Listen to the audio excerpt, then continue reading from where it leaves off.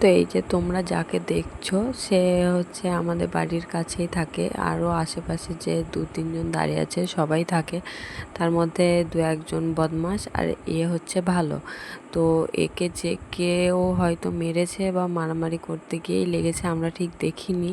তো মাথায় মনে হয় মারামারি করতে গিয়ে লেগেছে, বা যদি কেউ মেরেছে হয়তো, তো মাথায় লাগার জন্য সেই মাথাটায় ব্যথাটা আস্তে আস্তে ঘা মতো হয়ে যাচ্ছিলো। তো সেটা আমরা কেউই দেখিনি। তো 15ই আগস্টের দিনকে দেখি, তো তারপর ওখানটাতে প্রথমে ডেটল লাগিয়ে দিলাম, তো ডেটলে কাজ হয়নি। তারপরে কালো ডেটল বলে একটা বৌদি হয়, সে বলল, তো তাদের বাড়ি থেকে এনে তো সেটা লাগানোর পর এই যে দেখো চুপ করে কেমন দাঁড়িয়ে দাঁড়িয়ে লাগাচ্ছে, তো অনেকটা আরাম পেয়েছে। আর তারপরে প্রতিদিনই 2-3 বার করে আমার বাবা লাগিয়ে দিত, আর আমার বাবা এদেরকে খেতে দেয় 3 টাইম করে। তো তাদের জন্য এদের প্রতি একটু বেশি মায়া দেয়, যত্ন।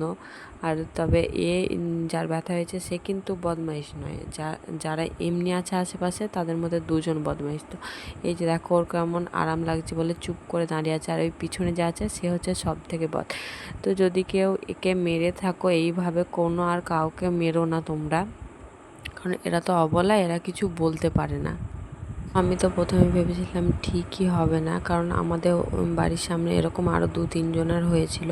তো তারা আর বাঁচেনি, আস্তে আস্তে ব্যথাটা বড় হয়ে অনেকজন অনেক ওষুধ লাগিয়েছিল, হলুদ গরম করে দিয়ে দিত, তাও ঠিক হয়নি। তো আমি ভেবেছিলাম হয়তো ঠিক হবে না, কিন্তু ব্যথাটা ঠিক হয়ে গেছে, এখন পুরোপুরি সুস্থ হয়ে গেছে।